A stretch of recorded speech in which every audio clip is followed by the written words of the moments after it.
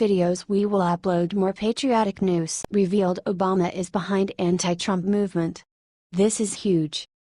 You wouldn't be surprised to learn that Barack Obama is the man behind this idea. If you look at the organization's Facebook page or their official website, you will realize that they are taking this job very seriously. Even the BarackObama.com website has an OFA link right at the bottom. According to the NY Post, is planning to gather anti-Trump activists that will protest against the POTUS and will support the existence of the Obamacare. They are also planning on boycotting the wall building, and the immigration orders. OFA posted on Facebook and called for activists to gather until February 26, when representatives are going to be in their home districts. Town halls were already penetrated in Utah, and Jason Chaffetz was confronted by hundreds of raging demonstrators, claiming to be his constituents. OFA works under a manual that directs them on how to protest more successfully and advises them to grab seats at the front of the room but do not all sit together. They were also asked to sit in pairs to take more area in a room. This will help reinforce the impression of broad consensus. It also urges them to ask hostile questions, while keeping a firm hold on the mic, and loudly boo the GOP politician if he isn't giving you real answers. Express your concern. To the event's hosts, they are giving a platform to pro-Trump authoritarianism, racism, and corruption, it says.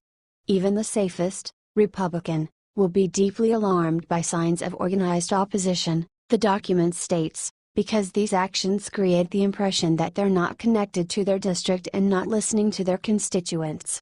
Unfavorable exchanges caught on video can be devastating for Republican lawmakers, it says, when shared through social media and picked up by local and national media. MSNBC, CNN and the media received networks footage of their quarrel with Chaffetz. Protesters were also advised to go after Trump-friendly lawmakers' Hill offices and call them in anger to provoke a reaction. They are also told to ask for the resignation of White House advisor Steve Bannon. Here is how a complaint would look. I'm honestly scared that a known racist and anti-Semite will be working just feet from the Oval Office. It is everyone's business if a man who promoted white supremacy is serving as an advisor to the president. There is no clear evidence of this. This is just another of Obama's efforts to bring Trump down, since the former POTUS stated that he isn't planning on withdrawing from politics. What do you think about this? Share this on Facebook and Twitter along with your comments.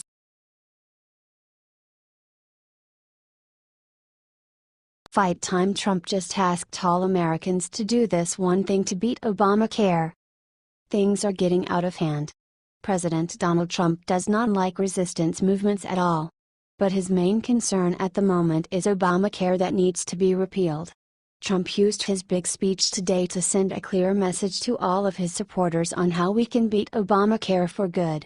Trump told everyone, and by the way, you can also call those senators to make sure you get health care. So simple and yet so powerful. Just think about it for a second.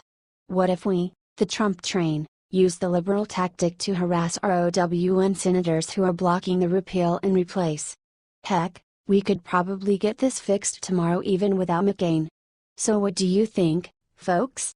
Do you think it's time to get the old band back together and get this Congress moving? Or are the Dems right when they say SHT like Trump supporters need Obamacare? What do you think of this? Share your opinion.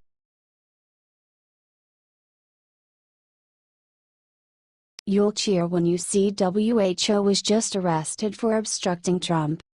One illegal immigrant who is known for his anti-Trump activities was arrested for committing somewhere around 100 acts of vandalism at the University of Connecticut during his student days. Breitbart reported that Eric Cruz Lopez was arrested after he spread graffiti such as FK Trump, and Best, the latter of which was his signature. Cruz Lopez, who described himself as an undocumented immigrant, was a community organizer for Court Students for a Dream, an organization that advocates for undocumented students. United We Dream released a statement describing Cruz Lopez as a student with DACA, Deferred Action for Childhood Arrivals, after police arrested him at the White House in February 2016. We organize and advocate for the dignity and fair treatment of immigrant youth and families, regardless of immigration status, United We Dream states on their website.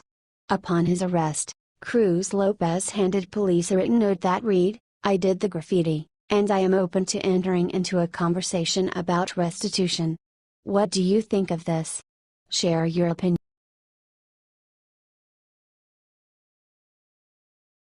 Sean Hannity just got terrible news, let's show some support.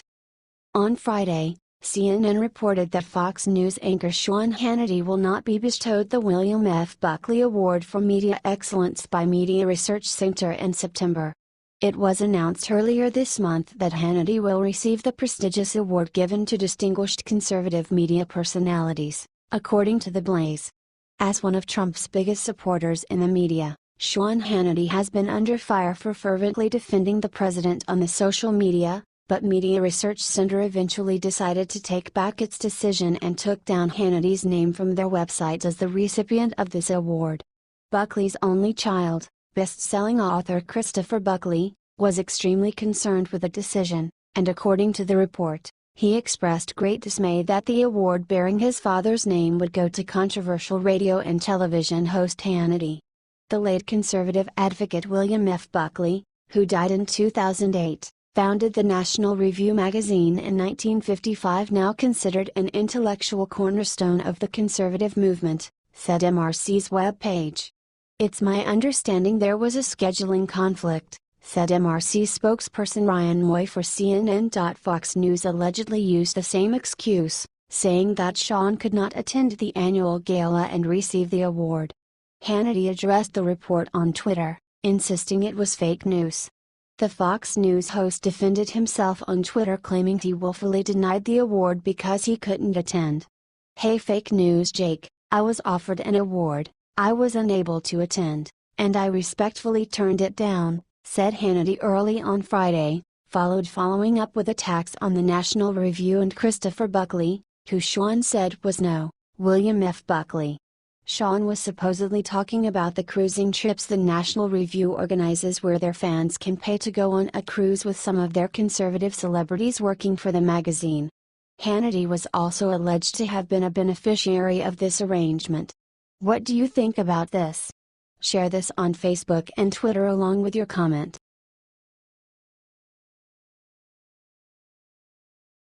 Trump has had enough. He issued this chilling warning towards some Republicans in Congress that made things clearer. Today President Donald Trump wrote a tweet in which he said, "If Republicans don't repeal and replace the disastrous Obamacare, the repercussions will be far greater than any of them understand." The Hill reported that. It was one of the several tweets the president sent on Sunday and comes ahead of a planned Senate vote this week on revised health care reform legislation. A number of serious problems mean that the chances of getting that bill passed are slim to none. In an earlier tweet, Trump targeted some unnamed members of his party, saying sad Republicans who benefited from his electoral coattails in the 2016 election now won't protect him. "It's very sad that Republicans, even some that were carried over the line on my back, do very little to protect their president," Trump tweeted. What do you think of this? Share your opinion.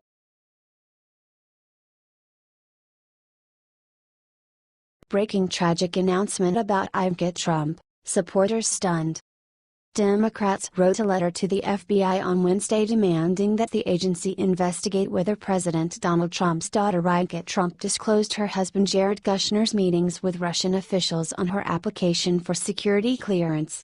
Newsweek reported that 22 House Democrats sent a letter to acting FBI Director Andrew McCabe demanding the Bureau investigate whether there are any discrepancies in Ivanka Trump's filings to get access to America's most closely kept secrets. When she took a position in her father's White House, the documents she submitted to gain clearance would have asked her to disclose any contact with foreign governments, as well as any contact immediate family may have had.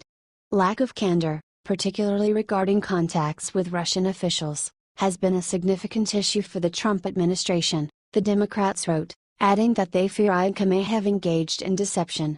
The Democrats added that between her and Kushner, the couple have been assigned expansive policy portfolios, even as they maintain a business empire that relies on foreign financing and manufacturing. The juxtaposition of their public and private roles may be murky and confused, they added, but her obligation to disclose her family's and her foreign contacts is not. Share this story if you support Huffington.